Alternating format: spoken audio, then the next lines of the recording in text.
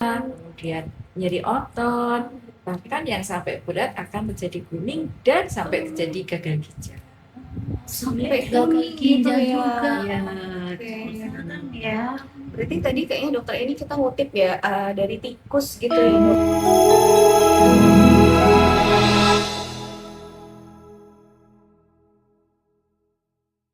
Halo sahabat bangsa, kembali lagi di podcast Teras Bangsa. Bahas sana, bahas sini tentang kesehatan. Balik lagi bersama saya Nisa dan rekan saya. Alfi. Ya, siang ini kita mau bahas apa nih Kak Ayu? Kali ini kita mau bahas tentang isu-isu yang lagi sering muncul nih di daerah Banguntapang. Ya, benar. Apalagi berhubungan sama musim hujan dan mungkin lagi sering terjadi banjir ya. Iya, benar. Apa tuh Mbak Nisa? Nah, itu tentang leptospirosis nih Leptospirosis. sahabat bangsa. Nanti bisa dikepoin ya di YouTube Teras Bangsa. Kita tuh hari ini nggak cuma berdua doang nih Kak Ayu, kita kedatangan narasumber yang expert pada bidangnya gitu Betul. ya. Ada Dokter Eni dan juga Mbak Ika. Hai, kenalan dulu ya. Kita berarti langsung itu ya dok ya sama Mbak Ika ya, karena Mbak Ika ini sebagai apa? Bisa dikenali dulu? halo, saya Ika, Surveillance Puskesmas Banguntapan 1. Yeay, oke. Dan dengan Saya Dr. Eni Syawati sebagai penanggung jawab pencegahan penyakit menular di Puskesmas Banguntapan 1. Iya. Sepertinya sahabat bangsa di rumah tuh udah pada familiar nih dengan Kak Ika, dengan Dokter Eni gitu ya, karena sering banget nih kayaknya nih terjun langsung ke masyarakat nih Kak Ayu. Nah kita tadi balik ke topik gitu ya dok ya, karena Ya. mungkin leptospirosis tuh lagi lumayan booming gitu ya Kak Ika ya, dan Dokter Eni katanya tuh di Bantul tuh katanya ini ya angkanya tuh melonjak lumayan tinggi gitu ya dok ya. Nah boleh dikasih tahu ke sahabat bangsa tuh kalau leptospirosis tuh sebenarnya penyakit apa sih dok? Gitu. Ya, Bapak Ibu, teman-teman semuanya, leptospirosis adalah penyakit yang disebabkan oleh bakteri Leptospira. Bakteri ini ada di urin hewan mamalia, terutama adalah di tikus. Dan ini akan masuk ke manusia melewati luka ataupun selaput lendir yang terbuka dari manusia tersebut, kemudian akan masuk ke dalam tubuh. Berarti dari tikus ya Dari dok ya? tikus ya. Oke, terus biasanya itu kalau misal lepto itu gejalanya apa sih dok? Ya, untuk gejalanya sebenarnya leptospirosis itu sama seperti dengan penyakit-penyakit yang lain ya. Kalau penyakit-penyakit yang lain namanya ada infeksi bakteri, pasti akan terjadi demam. Oke. Kemudian ketika ada demam, setelah itu rasa tidak nyaman di badan bisa menyebabkan mual, muntah, kemudian nyeri otot, bahkan yang sampai berat akan terjadi kuning dan sampai terjadi gagal ginjal. Sampai gagal ginjal juga. Ya, Ya. Berarti tadi kayaknya dokter ini kita ngutip ya dari tikus gitu ya dok ya. Terus tikus dan luka itu berarti ada hubungan eratnya gitu ya dok ya. Berarti si tikus ini ngapain dok sehingga lukanya tuh bisa menimbulkan sakit leptospirosis gitu. betul, ya. Jadi posisinya si tikus ini kan suka kencing di mana-mana. Iya. Ya, Si tikus nakal itu di kamar ya. bisa di dapur, bisa di makanan, bisa juga di apapun lah ya. Iya. Kemudian di air-air yang tergenang terutama. Kemudian ketika manusianya itu hendak ada terjadi luka atau kulit yang terbuka yang menyebabkan ketika ada selaput lendirnya terbuka, epidermisnya terbuka, nah kumannya bisa masuk. Nah, ketika kumannya masuk, kemudian masuk ke seluruh tubuh, kemudian dia akan berkembang biak di tubuh manusia tersebut. Berarti pintu masuknya nih Kak. Harus ada pintu masuknya. Ya, sebenarnya kalau tidak ada pintu masuk ya tidak akan terjadi penyakit leptospirosis ini. Merinding ya aku jadi kayak ingat ada luka lagi ya. Itu penting. Itu penting. Ya, benar. Jadi setiap kali luka itu tidak hanya luka benar-benar luka terbuka ya. Sebenarnya kayak semacam kalau yang butuh air bisa. Bisa juga yang itu apa yang di kaki itu pada kretepen. Nah, kretepen bisa juga seperti itu. Termasuk juga ketika ada misalnya ya kecepatan air, jalan kecepatan air, kebetulan airnya itu ada kencing tikus masuk ke dalam selaput lendir mata, bisa dia masuk sampai ke dalam. Jadi tidak hanya luka Ya, kontaminasi bisa juga ya dok. bisa betul. jalurnya banyak sekali ya. Ternyata nggak cuma luka yang bener-bener kayak luka Ya luka sobek kayak gitu belum tentu juga. Itu luka yang gede kayak gitu dong. Tidak hanya luka yang gede, jadi yang ada kretep ya. jadi tuh itu ya di masyarakat Yang suka jalan-jalan nggak pakai sandal, hati-hati ya dok. Penting sekali ya bagaimana. nggak cuma anak kecil doang yang mau ini semuanya ya. Dia bisa menyerang dari mulai anak-anak bayi ada ya. Jadi kalau dia sudah bisa jalan nggak pakai sandal, Sedang main air, kemudian ke balita, dia suka misalnya berenang di kali, atau misalnya pas ada air tergenang, ciprat-ciprat di situ, becek-becek di situ. Ternyata misalnya ada yang luka, itu kan tetap bisa masuk. Kemudian untuk orang dewasa juga bisa, orang dewasa misalnya yang paling banyak ya yang kita temukan di daerah kita itu yang pada kerja bakti, kemudian mereka nggak pakai alat bantu, alat pakai APD, ya. Kemudian sementara ada yang sini ada yang lecet, ada yang kukunya sok ada itu masuk ke dalam pada saat yang membersihkan atau pada saat motong sok sampai ke dalam gitu ya dalam pepet kan waktu ada subek-subek sedikit dia buat ngambil sampah di sampahnya itu ada air yang tergenang ya itu sudah bisa menyebabkan kumannya bisa pintu masuknya berarti ya dok ya. Ternyata itu deket banget ya, semuanya itu deket di sekitar kita.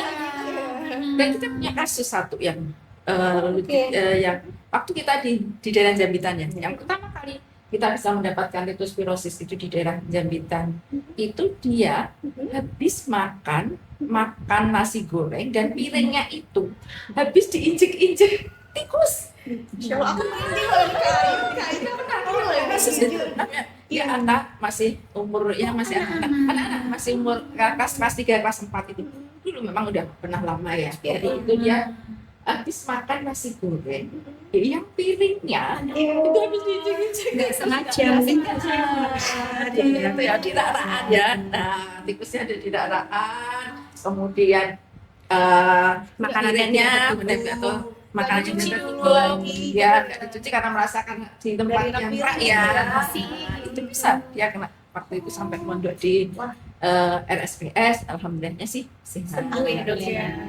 Kita juga pernah menemukan kasus yang ibu-ibu itu juga penjual di Pleret, pasar Pleret ya, pasar Pleret dia menyapu itu juga ada kasus seperti itu. sepele sih sebenarnya Benar. Ya. tapi kok ternyata impactnya. Nah, tadi kan kita ngutip ya dari dokter ini bilang ada beberapa case gitu ya untuk Kak Ika nih berarti di puskesmas itu berarti pernah ya dok ya Kak Ika itu ya mengalami ada yang laporan kasus leptospirosis tadi mungkin bisa dijelasin lagi Kak. Ya, kalau untuk laporan leptospirosis yang periksa di vaskes yang lain kita pernah menemui beberapa. Cuman kalau untuk yang datang sendiri untuk periksa biasanya kondisinya dia dalam kondisi demam. Apalagi tapi demam ini kadang tidak spesifik ya dok. Padahal untuk leptospirosis ini demamnya itu wajib 38. Kemudian ada suhu 38 derajat Celcius, kemudian disertai nyeri otot. Ya. Jadi kadang-kadang misalnya apalagi ini nanti menimpa bapak-bapak yang panas nyeri otot itu kadang nggak dirasa. Jadi ketika datang ke puskesmas kondisinya sebenarnya sudah memburuk. Jadi ketika sampai puskesmas diperiksa oleh dokter, jadi dia membutuhkan rujukan karena harus mendapatkan tindakan segera. Jadi kalau untuk biasanya yang langsung ke rumah sakit berarti kegawatannya lebih dari yang datang ke puskesmas karena mungkin dia sudah terjadi kuning, sudah nggak bisa pipis, jadi ke rumah sakit dia sampai ke cuci darah. Jadi kalau yang datang ke puskesmas biasanya memang dia masih hari ketiga keempat demamnya, kemudian dia masih kondisinya masih bisa menahan, masih bisa datang, cuman tapi memang lemes, demam, terus nyeri otot atau sakit kepala, biasanya seperti itu. Nah kalau Gejalanya ya, sementara kalau dari nanti setelah pemeriksaan dokter kan pemeriksaannya hanya simptomatis ya, apalagi nanti bisa dicek lab. Kalau sudah di puskesmas kita sudah bisa cek lab, ada lab totek juga untuk memeriksa apa virus, ada virusnya atau tidak gitu. Oke, berarti untuk sahabat bangsa misalnya nih yang kondisinya gejala kayak mirip demam tadi ya, yang atau tadi misalnya bilang. ada nyeri, terutama kalau ternyata habis mungkin Ya, ada di sekitar bersih-bersih. Iya. Kuncinya di situ, klunya di situ. Jadi habis bersih-bersih, kemudian dia meneliti di tubuh, oh ternyata memang benar ada luka, atau kemudian ternyata tadi yang tempat masuknya dalam bentuk luka apapun, tidak betul-betul tidak hanya sekedar luka terbuka benar, tapi hanya lecet-lecet aja, itu tetap berpikirnya ke arah situ. Oke. Karena sebenarnya kasus apapun, virus kan sama ya, ada demam, nyeri otot, Gejalanya itu juga kan hampir sama. Mungkin yang masih bisa membedakan juga nyeri otot betis ya, itu untuk yang leptospirosis Spesifik nyeri otot spesifiknya. betis. Ya. Tapi panasnya harus tinggi, di atas 38.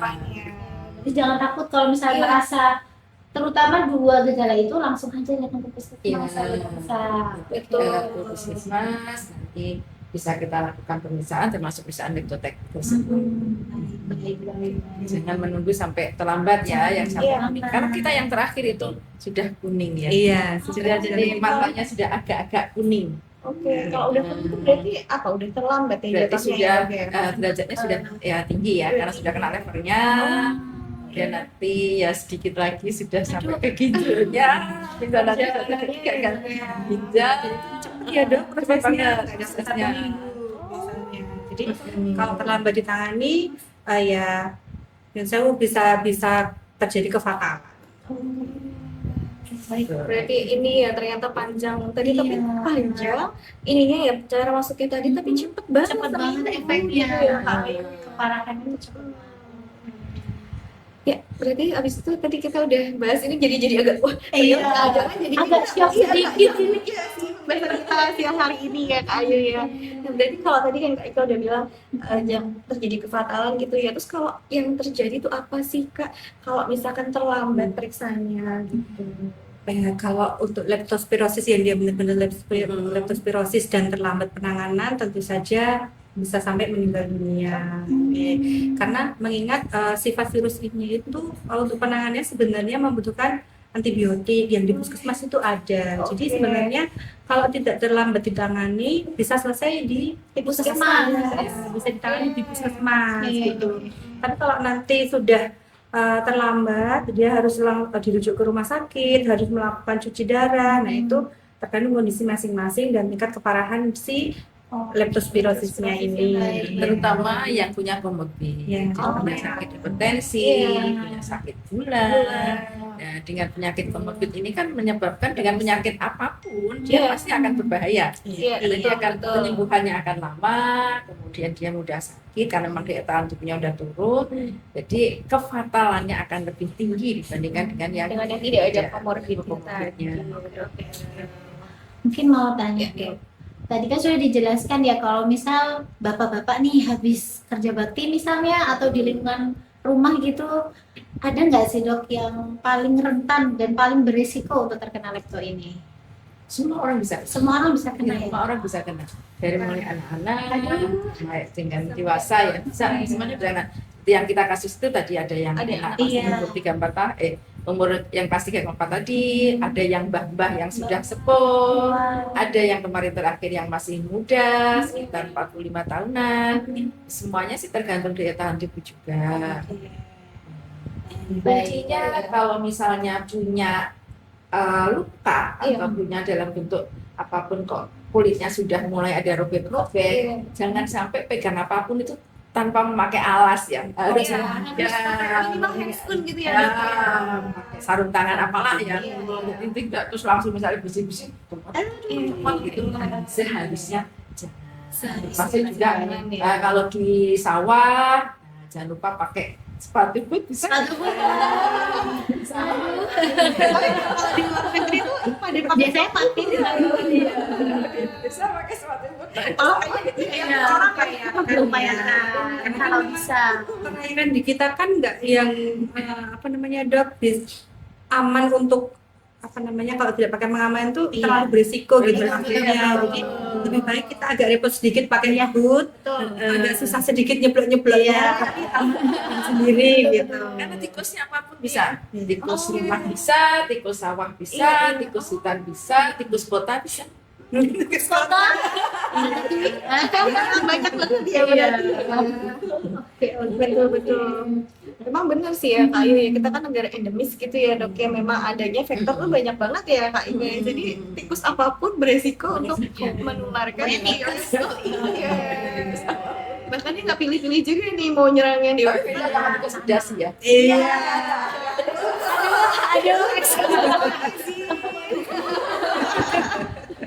kita bahas tikus-tikus yang beneran aja. Nah, berarti tadi kan sudah disebutin juga ya Dokter Eni dan Kak Ika, ceritanya apa nih biar sahabat bangsa di rumah tuh resikonya supaya tidak terkena leptospirosis itu gimana nih? Ada tips dan kisi-kisinya nggak Ika? Iya, cara mencegah mungkin. Iya, betul. Cara mencegah tadi sudah dokter ini berkali-kali Iya. menyampaikan bahwa yang pertama safety first. Safety Nah. first itu terutama untuk diri sendiri dulu. Jadi kalau berkegiatan harus pakai APD atau alat pelindung diri, sarung tangan atau sepatu yang aman. Kalau memang ternyata tidak bisa, ternyata ada segala kendala mungkin Iya, pakai iya. APD, minimal setelah berkegiatan cuci tangan pakai sabun Nah, dengan air yang betul, mengalir. cuci tangan. Itu yang penting. Itu yang Gitu. penting ya, benar-benar. Kemudian ketika tangan kotor atau apa, usahakan jangan kucek-kucek mata. Gitu. Oke. So kadang-kadang refleks ya orang-orang tuh ya. Itu iya. Nah, kalau memang sudah berhati-hati tapi kok tetap kena misalnya, berarti nggak usah tunggu lama. Misalnya udah panas, mungkin sehari 2 hari sekiranya badannya nggak enak ya Dok, ada riwayat bersih-bersih atau pasca banjir atau segala sesuatu yang tergenang misalnya gitu, langsung periksa ke puskesmas gitu, untuk menyingkirkan kemungkinan bahwa ini bukan leptospirosis gitu. Demam biasa pun nggak masalah gitu. Jangan lupa tetap Jangan lupa makan tetap 4 sehat 5 sekarang sudah gizi seimbang Dok. Jadi kesamaan ya.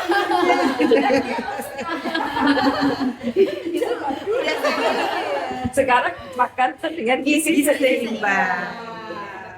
Jadi semuanya tuh jadi satu gitu ya, semua kesatuan gitu ya. Nah, berarti ada nggak nih dari Dokter Eni sama Kak Ika pesan untuk masyarakat khususnya sahabat bangsa di rumah gitu ya, supaya hati-hati atau bagaimana gitu tentang leptospirosis ini?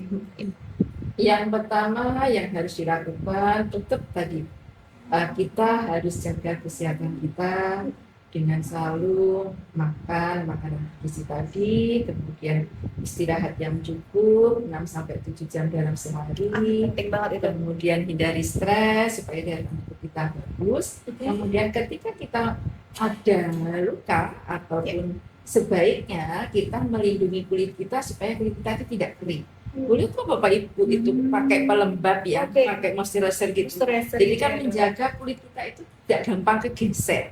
Jadi kan apa sehingga tidak mudah luka kayak yang macam yang tepen tadi. Iya. Kan sebenarnya kalau dikasih Kering ya. pelembab itu bisa, itu kan faktor penyebabnya karena kulit kering. Iya. Ketika kulit kering kemudian kegesek dengan tangan kita aja sudah bisa menimbulkan lecet. Nah, lecet itu sebagai pintu masuk kuman apapun sebenarnya bisa termasuk kuman leptospira ini. Dan jangan lupa ketika berkegiatan misalnya kita harus berada di tempat-tempat air yang tergenang, misalnya kayak di kolam ikan gitu ya, misalnya sebagai yang ngambil ikan itu namanya yang di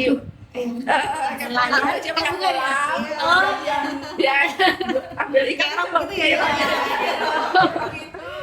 pakai kacamata, kemudian supaya kan airnya tidak niprat, itu kan juga masuk tadi yang masalah di mata tadi, kemudian pakai sepatunya tadi, kemudian pakai tangannya, pakai sarung tangan tadi, itu sangat penting sekali. Tujuannya yang paling penting jangan sampai menyentuh air tergenang yang kita tidak tahu itu di situ ada air kencing tikus atau tidak, dan pakailah APD. Pakai APD. Oke, terima kasih Dokter Eni. Kalau dari Kak Ika? Kalau dari saya, terutama dari program surveillance ya, untuk siapa saja yang mendengar podcast ini, misalnya nanti ada keluarga atau Ada keluarga yang Iya. mendapatkan sakit seperti Sakit, ini iya, dan kemudian betul. periksa di puskesmas, mohon untuk memberitahukan ke puskesmas karena puskesmas mempunyai ketugasan untuk pemantauan wilayah setempat. Iya. Jadi nanti kalau surat dari rumah sakit itu namanya KDRS. Oke. Jadi nanti mohon disampaikan ke puskesmas supaya kita bisa tindak lanjuti dengan kunjungan rumah. Iya. Yang tujuannya adalah yang pertama ngaroke atau melihat seperti apa kondisinya yang sakit, kemudian mencari sumber penyebarannya dan kemudian menentukan tindak lanjut selanjutnya yang perlu dilakukan supaya kejadian sakitnya ini tidak meluas. Jadi hanya berhenti di situ saja. Iya. Gitu ya. Oke, ini aja gitu. Iya. Jadi tidak beratnya terkena ke atau berdampak ke yang lainnya. Yang lainnya. Oke, jadi sebenarnya kalau puskesmas mungkin berkunjung ke rumah itu Pasien. nggak usah rumah pasien itu nggak usah Nggak usah ngerti, ya. Bagian dari tugas puskesmas Betul. sebagai pemangku wilayah. Oke. Kita masuk ke segmen mitos atau fakta ya, Dok ya. Ya, kita pertanyaan pertama nih. Mitos atau fakta, apakah benar leptospirosis itu hanya ditularkan melalui air seni tikus? Mitos atau fakta, Dok? Sebenarnya selain tikus bisa untuk binatang mamalia yang lain. Oke. Tapi khusus di kita yang paling banyak adalah tikus. Tikus. Oke, berarti Fakta. lanjut lagi. Nomor 2 mungkin ke Mbak Ika ya. Benarkah resiko leptospirosis itu meningkat kalau kondisinya sedang banjir? Betul, itu Fakta. fakta. Fakta juga ya. Oke. Nah, yang ketiga nih, Dok. Apakah kalau gejala awal leptospirosis itu seringkali sulit dibedakan dengan flu biasa atau DBD? Mitos atau fakta, Dok? Bisa iya. Bisa iya. Iya, sulit bedakan karena sama-sama dia akan Mirip-mirip demam. ya, Dok, ya. Cuman bedanya ketika orang flu kan dia bisa panasnya naik turun. Iya. Tapi kalau untuk yang orang dengan DB ataupun itu dia panasnya akan tinggi terus-terus. Oh, Kenapa? oke. Bedanya tadi nyeri otot Betis. Nyari Oke. otot Nyeri betis. otot betis ya. Nanti ada di Punya. sini ya, gitu ya. Oke. Lanjut ke Ayu. Ya, ke Mbak Ika berarti sekarang ya. Kalau misalnya kita bersentuhan dengan pasien lepto, itu apakah pasti akan tertular? Tidak dong. Oh, mitos. Mitos. Ada faktornya. Betul, tidak menular kayak kita jabat Kita tangan kenal gitu, enggak ya. Oke. Semuanya. Yang terakhir nih, boleh dokter ini boleh Kak Ika ya. Jadi mitos atau fakta menggunakan sepatu boot dan sarung tangan saat membersihkan area banjir dapat mencegah tertularnya leptospirosis. Betul. Oke, berarti kita udah mendapatkan fakta-fakta tadi ya Kak Ayu ya. Nah, berarti ada kita closing statement-nya nih, Dok, untuk sahabat bangsa di rumah, dan Kak Ika pesannya apa yang terakhir kali untuk sahabat bangsa di rumah? Ya, boleh dong. Pesan yang paling penting tadi, jagalah kesehatan, jagalah lingkungan, jangan lupa untuk selalu bersih-bersih tempat tinggal kita, lingkungan kita, jangan sampai ada air yang tergenang, jangan sampai ada tikus yang berkeliaran. Sip sekali Dokter Eni dari Kak Ika. Kalau dari saya pesannya kalau merasa ada kondisi demam, kemudian ada atau tidak ada nyeri otot, jangan ragu-ragu untuk mengakses fasilitas kesehatan untuk segera periksa dan mendapatkan penanganan selanjutnya supaya tidak terjadi keterlambatan penanganan. Wah, dan mantap sekali nih pembahasan Mantap kita banget siang hari ini Kak Ayu ya. Semoga bisa bermanfaat ya buat Amin. sahabat bangsa di rumah. Semoga udah ada gambaran tentang leptospirosis. Ada lagi? Ada quotes gitu hari ini Kak Ayu? Hari ini Pokoknya kita udah nyaliannya mencegah lebih baik daripada mengobati. Terima kasih kepada Dokter Eni dan juga Kak Ika yang sudah mau sama-sama. mampir di podcast kita. Semoga bisa bermanfaat ilmunya ya. Amin. Jangan lupa sahabat bangsa di like, komen, dan subscribe Teras Bangsa. Bahas sana, bahas sini tentang kesehatan.